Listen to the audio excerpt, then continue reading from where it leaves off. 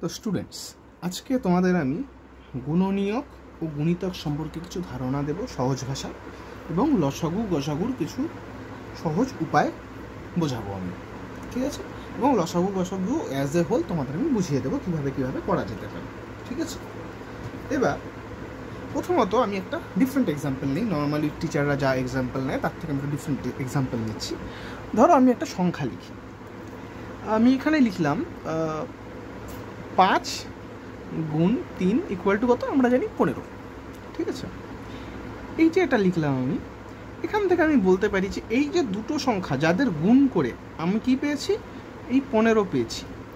এই দুটো সংখ্যা হচ্ছে এই 15-র গুণনীয়ক। তাহলে এরা কি গুণনীয়ক, যারা গুণ হয়েছে, গুণনীয়ক যারা গুণ হয়েছে, গুণ হয়ে আরেকটা নম্বর বেরিয়েছে তারা হচ্ছে গুণনীয়ক।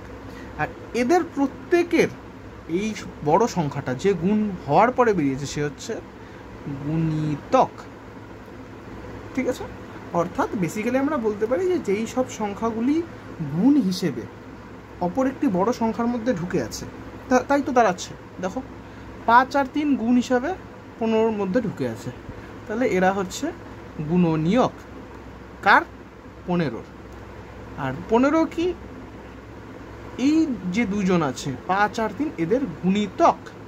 অর্থাৎ কোনো সংখ্যাকে অন্য কোনো যে কোনো সংখ্যা দিয়ে গুণ করলে যেই সংখ্যাগুলো আমরা পেতে পারি, 3কে একসঙ্গে 1 দিয়ে গুণ করলে 3, 3কে 2 দিয়ে গুণ করলে 6, 3কে 3 দিয়ে গুণ করলে 9, 3কে 4 দিয়ে গুণ করলে 12, এরকম 3কে 3000 দিয়ে গুণ করলে 9000, এরকম বিভিন্ন নাম্বার যেগুলো পাচ্ছি আমরা।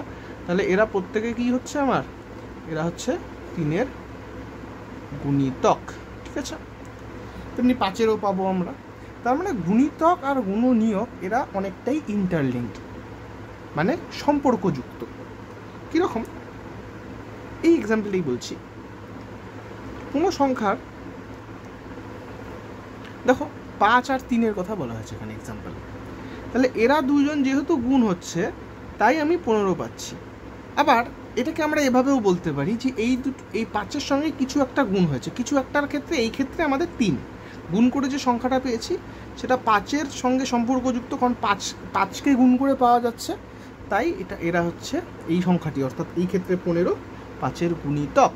সেমভাবে 3-এর সঙ্গে কোনো একটা সংখ্যা বলতে এই ক্ষেত্রে 5কে গুণ করেছি আমরা, সেই কারণে 15 এই সংখ্যাটি এসছে, তাহলে এটা হচ্ছে 3-এর গুণিতক। তাহলে গুণ করে পাওয়া সংখ্যাগুলি আমার বেসিক্যালি আমরা বলতে পারি গুণিতক।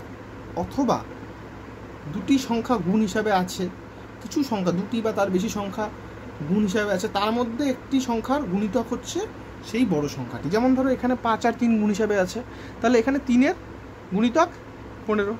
5 আর 3 গুণ হিসাবে আছে, তাহলে এখানে 5-এর গুণিতক 15। আর 5 আর 3 গুণ হিসাবে আছে, তার মানে 15-র গুণনীয়ক এরা দুজনই।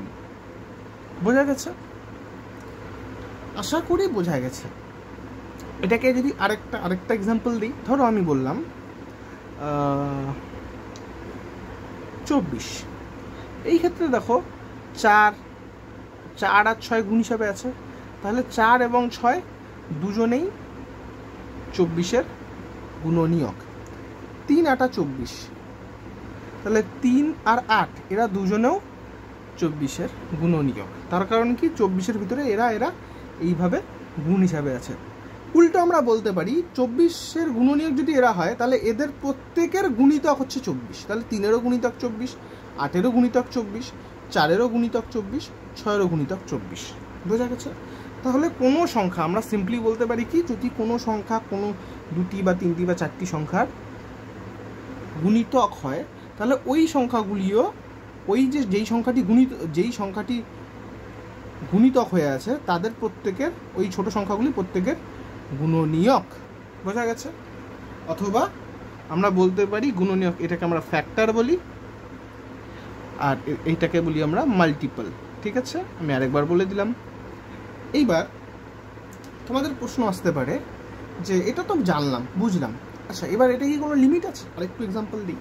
তুমি একটা জিনিস দেখো, এটাকে আমরা আরেকভাবে বলতে পারি। দেখো এই 15-এ 3 আর 5 আছে, তা কোনো সংখ্যা যদি গুণ হিসাবে থাকে সেটাকে দিয়ে আমরা ভাগও করতে পারি, তাহলে 3 আর 5 ঢুকে আছে, তাহলে 3 দিয়েও 15কে ভাগ করতে পারবো, 5 দিয়েও 15কে ভাগ করতে পারবো, 1 দিয়েও 15কে ভাগ করতে পারবো, কারণ 1 গুণ 15 15 হয়। 1 দিয়েও 15কে ভাগ করতে পারবো, 15 দিয়েও 15কে ভাগ করতে পারবো।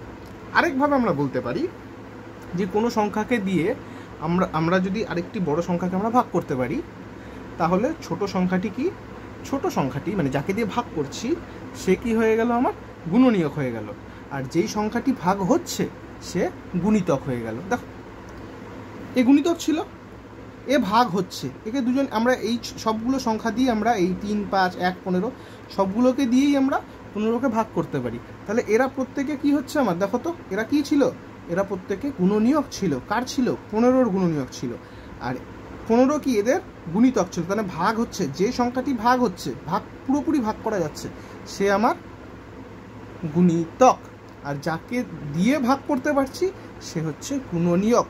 কার গুণনীয়ক, যাকে ভাগ করছি তার, আর গুণিতক কার, যে ভাগ করছে তার গুণিতক হচ্ছে সেই বড় সংখ্যাটা যে ভাজ্য হচ্ছে। ঠিক আছে, আশা করি আরও ইজি হয়ে গেল। এবার 1-2টি জিনিস বলি আমি।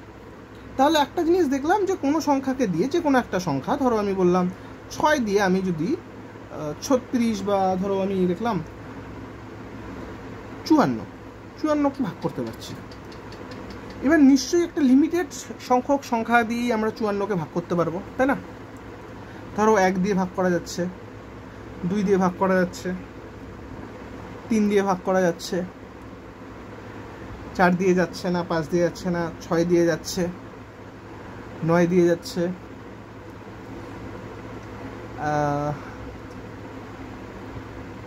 18 দিয়ে যাচ্ছে, 27 দিয়ে যাচ্ছে, আর 54 দিয়ে যাচ্ছে। এরাই প্রত্যেকে ভাগ করতে পারছে 54কে। তাহলে আমরা কি বুঝলাম যে একটা নির্দিষ্ট প্রতিটা সংখ্যার একটা নির্দিষ্ট সংখ্যক গুণনীয়ক রয়েছে। ঠিক আছে, এর বেশি কোনো সংখ্যাকে দিয়ে কি আমরা ভাগ করতে পারছি 54কে? আচ্ছা, এটা 54 গেল। আমরা একটা ছোট এক্সাম্পল নিই, 12কে আমরা কাকে কাকে দিয়ে ভাগ করতে পারি? 1, 2, 3, 4, 6, 1, 12। এই কটা সংখ্যা দিয়ে কি আমরা 12কে ডিভাইড করতে পারি, অর্থাৎ ভাগ করতে পারি। তার মানে 12র গুণনীয়ক এরা প্রত্যেকে, আর এরা প্রত্যেকের গুণিতক হচ্ছে 12। এবার একটু অন্যদিকে যাই ব্যাপারটাকে নিয়ে। কীরকম গুণিতক বের করার উপায় কি? আমরা সিম্পলি দুভাবে বের করতে পারি। একটা হচ্ছে আমরা চেক করে নিচ্ছি যে ভাগ যাচ্ছে কিনা। তাই এরা যখন এই সংখ্যাগুলো দিয়ে যখন 12 ভাগ যাচ্ছে, তার মানে 12 এদের গুণিতক, আর এরা 12র গুণনীয়ক।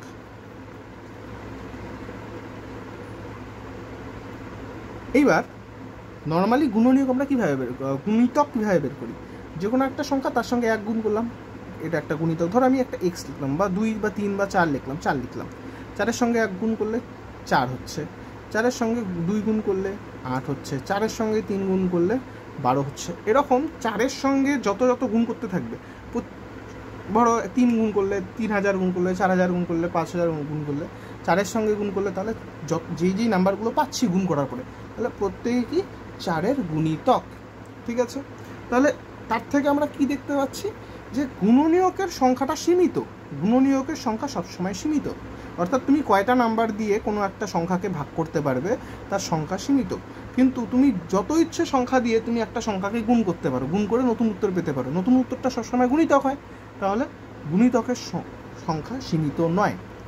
তাই আমরা কি করি, আমরা দেখি যে সবচেয়ে বড় কোন সংখ্যা দিয়ে ভাগ করা যায়, সবচেয়ে বড় কোন সংখ্যা দিয়ে ভাগ করা যায় সেটা আমরা দেখি। এটাকে আমরা কি বলি?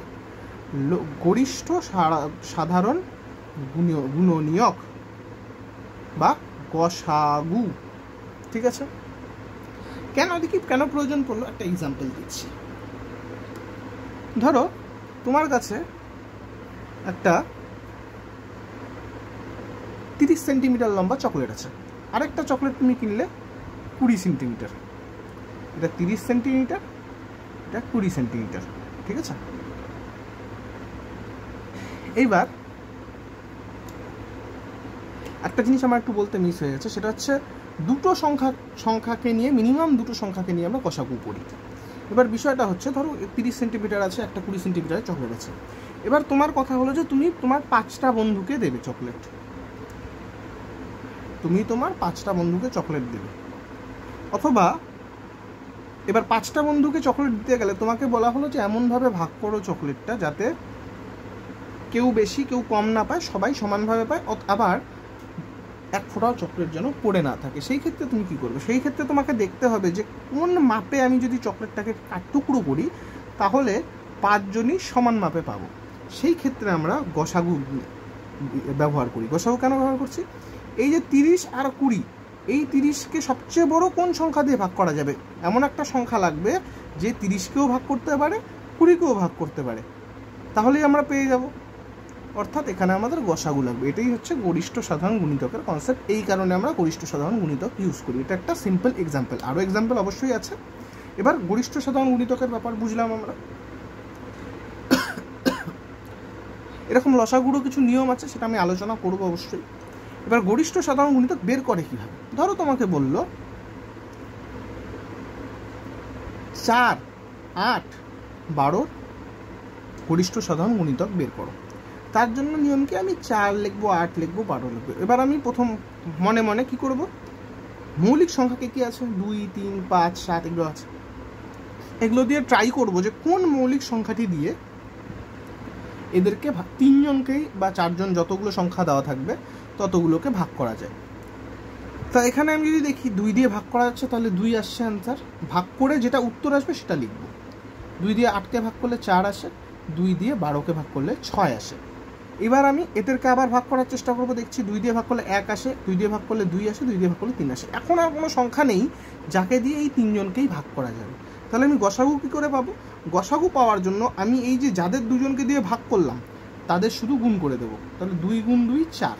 তাহলে এরা প্রত্যেকে, অর্থাৎ 4, 8, 12 এরা প্রত্যেকেই 4 দিয়ে বিভাজ্য, সেটা আমি পেয়ে গেলাম। তার মানে 4 সবচেয়ে বড় সংখ্যা যাকে দিয়ে আমি এই 3টে সংখ্যাকেই ভাগ করতে পারবো। এর থেকে কোনো বড় সংখ্যা নেই যে এদের 3 জনকেই ভাগ করতে পারবে। হ্যাঁ, অবশ্যই ছোট সংখ্যা আছে, 1কে দিয়ে ভাগ করতে পারবে, 2কে দিয়ে তুমি ভাগ করতে পারবে, কিন্তু সবচেয়ে বড় কোন সংখ্যা যাকে দিয়ে তুমি এদের 3 জনকে ভাগ করতে পারবে? সেটি হলো 4, আর সেটি হচ্ছে গসাগু। সিম্পল ব্যাপার, আশা করি বোঝা গেছে। এবারে চলে আসি এই প্রশ্নে। তাহলে এটা কিভাবে করবে? এই যে বলেছিলাম 5 জন বন্ধু আছো তোমরা, কত লম্বা করে যদি আমি চকলেটের পিসগুলোকে কাটি যাতে তোমরা সবাই সমানভাবে চকলেট পাও। তাহলে এক কাজ করি, 30 আর 20 এদের দুজনের গসাগু বের করি। 2 দিয়ে ভাগ করলে কত পাই? আমি 15 পাই। 2 দিয়ে ভাগ করলে 10 পাই। 2 দিয়ে, এবার 10কে তো 2 দিয়ে ভাগ করা যাবে, কিন্তু 15কে 2 দিয়ে ভাগ করা যাবে না। কিন্তু দেখছি 5 দিয়ে দুজনকেই ভাগ করা যায়, তাহলে ভাগ করেছি 3 আর 2। এই যে 2 জন পেলাম, এই 2 জনকে দিয়ে যে ভাগ করলাম এদের গুণফলটাই হবে আমার গসাগু। তাহলে এই যে গসাগু হলো 10। এই 10 দিয়ে দেখো তুমি 30কেও 10 3টে ভাগে ভাগ করতে পারছো, আর 20কেও 2টো ভাগে ভাগ করতে পারছো। দেখো 5টা ভাগ পেলে আর সমান পরিমাণে চকলেট হলো সবার জন্য, কেউ কম পেলো না, কেউ বেশিও পেলো না, আবার কিছু ওয়েস্টেজও হলো না। তাহলে এটা একটা গসাগু একটা পারপাস, এই কারণে আমরা গসাগু ইউজ করি। এবার লসাগু কী করে করি আমরা?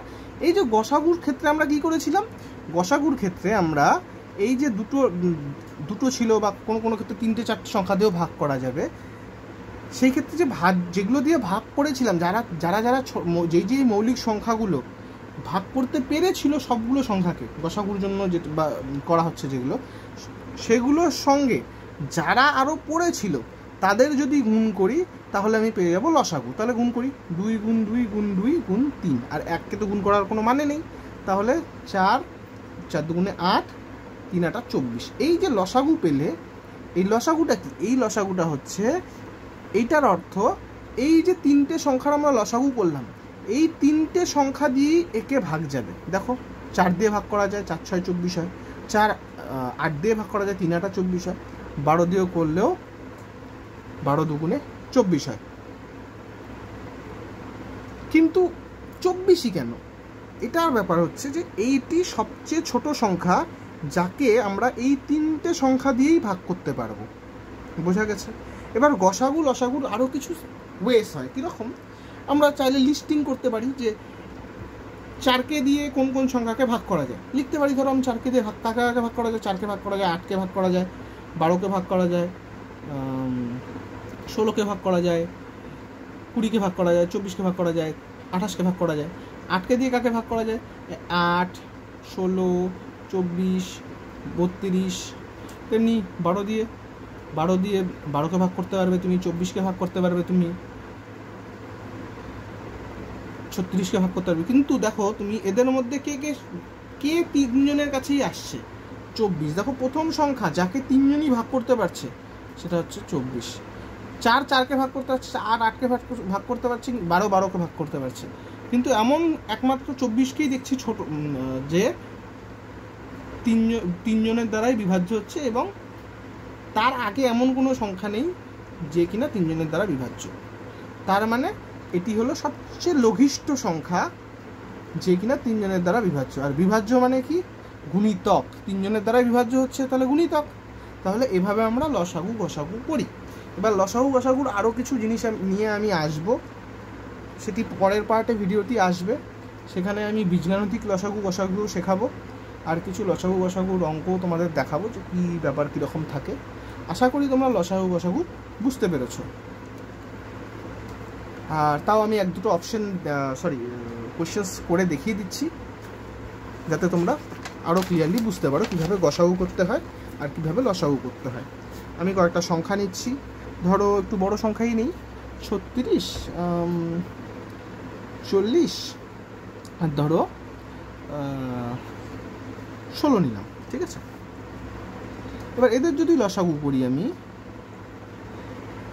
আমি দেখতে পাচ্ছি যে 2 দিয়ে আমি তিনজনকেই ভাগ করতে পারছি। তাহলে 2 দিয়ে যদি ভাগ করি 36কে 8 হয়, 2 দিয়ে যদি 40কে ভাগ করি 20 হয়, আর 2 দিয়ে যদি 16কে ভাগ করি 8 হয়। আচ্ছা এটা 18 ছিল, সরি। 2 দিয়ে যদি 18কে ভাগ করি তাহলে 9 হয়, 2 দিয়ে যদি 20কে ভাগ করি তাহলে 10 হয়, আর 2 দিয়ে যদি 8কে ভাগ করি তাহলে 4 হয়, ঠিক আছে। এবার এটার গসাগু তাহলে কত হচ্ছে? এবার দেখো যে এদের দুজনকে দিয়ে ভাগ করা পড়ে। এবার সবসময় যে 2 দিয়ে ভাগ হতে হবে তার মানে নেই, 3 দিয়েও অনেক ক্ষেত্রে ভাগ যাবে। কোনো ক্ষেত্রে আমরা চেষ্টা করবো সবসময় মৌলিক সংখ্যা দিয়ে করতে, অর্থাৎ 2, 3, 5, 7, 11, 13, 17 এই টাইপের সংখ্যা দিয়ে, 4, 6 এগুলো দিয়ে করার চেষ্টা করব না, ঠিক আছে। এবার তাহলে গসাগু কত হচ্ছে? এদেরকে তো আর কোনো এমন সংখ্যা দেখছি না এক ব্যতীত যারা এদের তিনজনকে একসাথে ভাগ করতে পারবে। তাহলে আমার গসাগু কী হচ্ছে? এই দুজনের গুণফল। তাহলে এখানে গসাগু হচ্ছে 2 গুণ 2 4। তাহলে 4 দিয়ে তুমি দেখো তিনজনকেই ভাগ করতে পারবে। 4 নং 36, 4 10 40, 4 4 16। এবার লসাগুর নিয়ম কি? যখন আমাদের 3টে সংখ্যা থাকবে তখন আমরা কি করব, যে ধরো এখানে কি আসছে 9, 10 আর 4। তা 2 দিয়ে আমি 10কেও ভাগ করতে পারি, 4কেও ভাগ করতে পারি, কিন্তু 9কে পারি না। 3টে সংখ্যার ক্ষেত্রে আমরা কি করব, আমরা যে কোনো দুটো সংখ্যাকেও যদি কোনো একটা সংখ্যা ভাগ করতে পারে তাহলে আমরা করে দেবো। সেক্ষেত্রে কী করলাম, 2 দিয়ে ভাগ করছি, 9কে আমরা ভাগ করতে পারছি না, তাহলে 9 মতো নেমে যাবে। আর বাকি দুজন যারা ভাগ হচ্ছে তাহলে 10কে 2 দিয়ে ভাগ করলে 5 হয়, আর 4কে 2 দিয়ে ভাগ করলে 2 হয়। এবার আর দেখছি না যে কোনো সংখ্যা দিয়ে আমি ভাগ করতে পারছি, তাহলে আমি সিম্পলি কী করবো, এই যে প্রত্যেকে ছিল প্রত্যেকের আমি গুণ করে দেবো। তাহলে লসাগু কত হচ্ছে? 2 দুগুণে 4, 4 দুগুণে 8, 5 8 40, 40 দুগুণে 80, আর 9 8 9 72। তাহলে 720 দিয়ে তুমি 720কে তুমি এই তিনটে সংখ্যা দিয়েই তুমি ভাগ করতে পারবে। এবার তোমাদের প্রশ্ন থাকতে পারে যে আচ্ছা স্যার, তোমরা যে এখান দিয়ে তুমি এই যে একে ভাগ করলে না, কী ব্যাপার? এবার ধরো অনেক সময় থাকে কি, ধরো দুটো সংখ্যার থাকে, দুটো সংখ্যার ক্ষেত্রে দুটো সংখ্যাকেই তোমার ভাগ যেতে হবে। যখন যাচ্ছে না তখন একবার এরকম গুণ করে দেবে, কিন্তু 3টে বা 4টে সংখ্যার ক্ষেত্রে মিনিমাম দুটোকে যেতেই হবে। বোঝা গেছে? অনেক সময় কেমন হয়, ধরো এরকম সংখ্যা রয়ে গেছে 7, 10 আর 15। দেখো এখানে তুমি 5 দিয়ে ভাগ করতে পারবে এই দুজনকে, কিন্তু 7কে ভাগ করতে পারছো না শুরুতেই। 7কে 7-এর মতো নামালে, 5 দিয়ে ভাগ করলে 2 আর ভাগ করলে 3। তাহলে তোমার লসাগু কী হলো? এই যে তিনজনের গুণফল। আর গসাগু কী হচ্ছে? গসাগু শুধু এই 5 হচ্ছে না, কারণ কি 7কে তো ভাগ করতে পারছি না, তাহলে এই ক্ষেত্রে কিন্তু বিভাজ্য যাকে দিয়ে করছি সে কিন্তু গসাগু হচ্ছে না। গসাগুর জন্য নিয়ম শুধু যখন 3 জনই ভাগ যাবে, বোঝা গেছে? তার মানে এখানে 3 জন কাউকে দিয়েই ভাগ যাচ্ছে না, তাহলে এদের গসাগুকে 1। যখন কাউকে দিয়ে আমি করতে পারবো না সেক্ষেত্রে আমার গসাগু হবে 1, ঠিক আছে? আর লসাগুর জন্য আমরা যে কোনো 2 জনকে ভাগ গেলেও চলবে। আশা করি ক্লিয়ার। Thank you. নেক্সট ভিডিওতে আমি নিয়ে আসবো। কোনো কনফিউশন থাকলে তোমরা আমাকে অবশ্যই জানাবে। Thank you.